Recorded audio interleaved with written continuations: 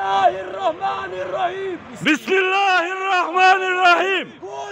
Kul lillezine keferu setuglebune ve tuhşerune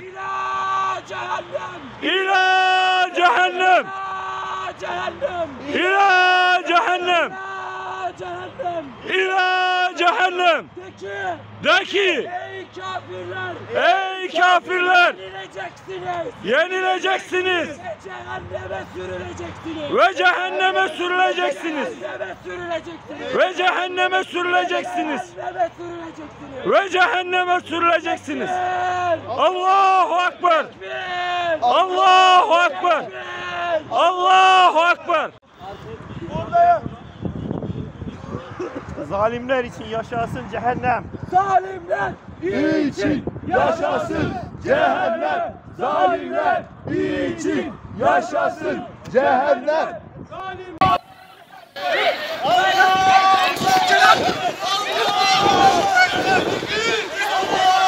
Evet, polis müdahale ediyor.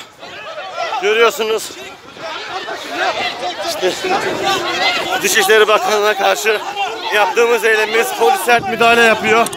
Herkesi gözaltına alıyor.